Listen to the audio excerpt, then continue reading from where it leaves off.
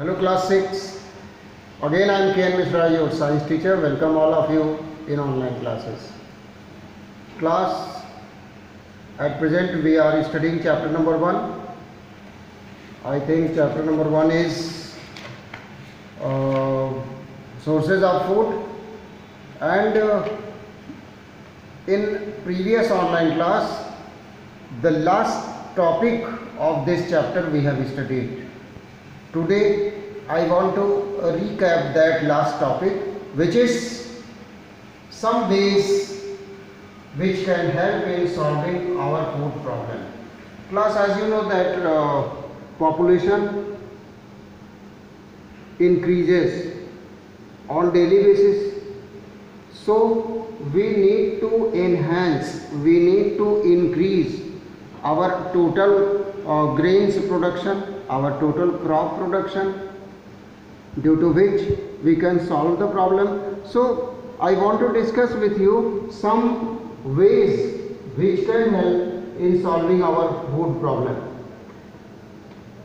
First point, which is written in your book, we should try to grow surplus or excessive food. This is one measure. Second thing, we should try to find out ways and measures to prevent food spoilage. किसी भी तरीके से food को बर्बाद होने से हमें रोकना है, चाहे जिस तरीके से हम रोकें. That is to make good storage structure. This is second point. Now come to third point. We should make sure not to waste food, specially at parties, marriages और रिलीजियस प्लेसेस. ये बहुत दुर्भाग्य है, अनफॉर्चुनेटली हमारी country में marriages में, functions में और वर्शिप प्लेसेस पे ज़्यादा से ज़्यादा फूड बर्बाद होता है. इस बर्बादी को जब तक हम नहीं रोकेंगे फूड की, तब तक हमारी कंट्री में सभी के लिए फूड नहीं होगा. ये बहुत अनफॉर्चुनेट थिंग है हमारी कंट्री में, तो इसको हमें प्रिवेंट करना होगा, इसको हमें रोकना होगा. Now next point which is given in your book, we should try to use only those food items which are easily and next point is given in your book, we should try to use only those food items which are easily and cheaply available in that region. हमको बहुत महंगे food item को purchase नहीं करना चाहिए. उस local area में, उस लोकल रीजन में जो भी सीजनल फूड या जो भी फूड ग्रेन्स अवेलेबल हैं, इकोनॉमिक सस्ते फूड आइटम्स जो भी अवेलेबल हैं, उनका यूज़ करना चाहिए. ठीक है. और लास्ट पॉइंट जो आपकी बुक में लिखा हुआ है, ये लिखा हुआ है, we should try to make more space available for crop production. हमको ज़्यादा से ज़्यादा स्पेस अवेलेबल करना चाहिए क्रॉप प्रोडक्शन के लिए. ठीक है. Now your chapter is completed here. This is last point. Now come to let's see again. This is last point of your chapter. Now let's see again. Just I am reading this one. Food is any substance that provides an organism with nourishment. ठीक है, समझ में आ रहा है. Second point, no one can live without food, but both overeating and lack of food intake could be harmful. Food तो बहुत essential है किसी भी लिविंग ऑर्गेनिज्म के लिए, लेकिन ओवर ईटिंग अगर हम करेंगे तो हमारे लिए नुकसानदायक है, और हम नहीं खाएंगे वो भी नुकसानदायक है. ठीक है.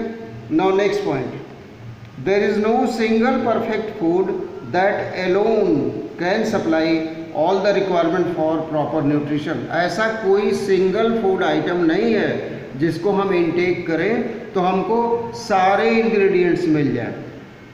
ऐसा कोई सिंगल फूड नहीं अवेलेबल है. फिर अगला पॉइंट लिखा हुआ है, different people have different choices of food.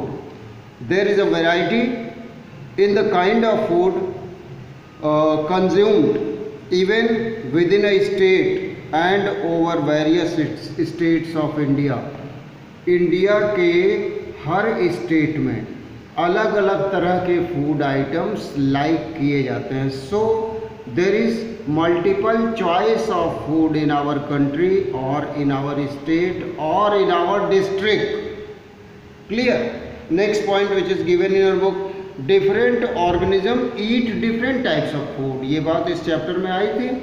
अलग अलग ऑर्गेनिज्म अलग अलग तरह का फूड इंटेक करते हैं। फॉर एग्जाम्पल जो आप फूड इंटेक करते हैं, ठीक है, उसको एलिफेंट नहीं खा सकता, उसको लायन नहीं खाता, और जो लायन खाता है उसको आप नहीं खाते। तो ये डिफरेंट है, जो डिफरेंट चॉइस है। Next point given in book, the animal which eat only plant और plant product such as seed, nectar, flower, fruit, etc. are called herbivore. For example, cow और elephant।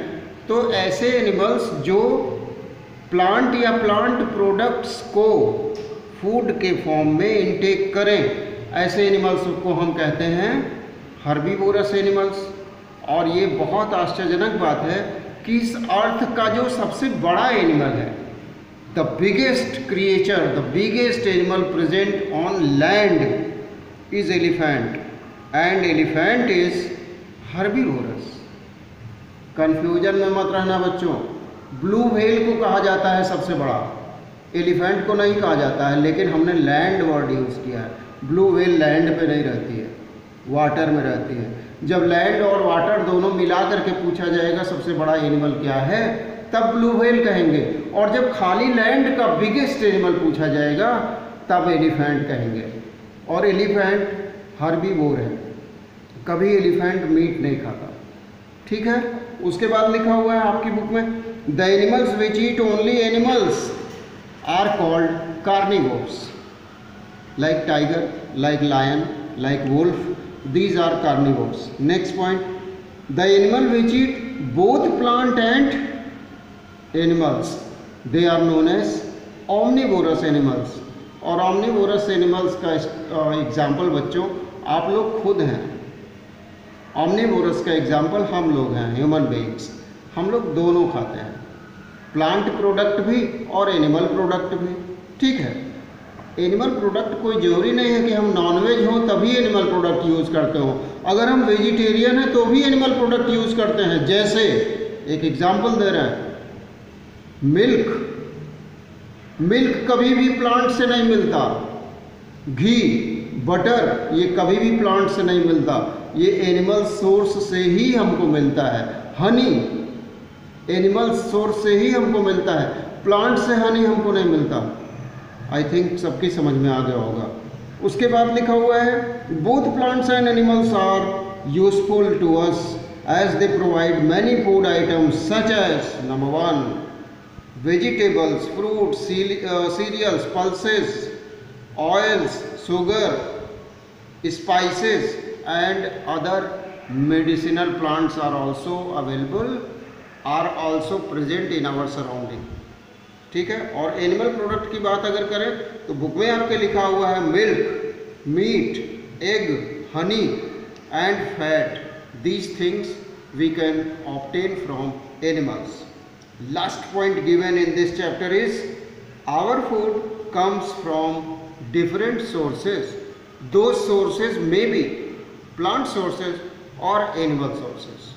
Now your chapter become completed. First of all, now come to exercise. First of all, very short answer type question is given, VSA।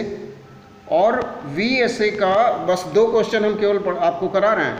First question of VSA is given here, right at least 4 ways of avoiding wastage of food।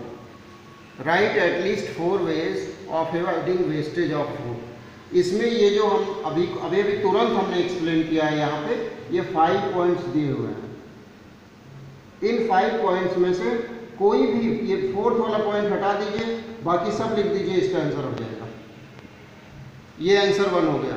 ठीक है, now come to answer number 2, what type of food. Question number 2 is what type of food we should eat so that we have a complete diet. ठीक है, चलिए छोड़िए, इसके answer का PDF हम आपको भेज देंगे। उस PDF से बच्चों आप लोग अपनी फेयर कॉपी में उसको उतार लीजिएगा, ठीक है। तो we have completed question number 1, ठीक है। Now from question 2 onwards I will send you PDF in later online class. Clear? Class, this is all for today. Stay home, be safe. Revise taught topics today. Revise complete chapter 1 today. Thank you, class.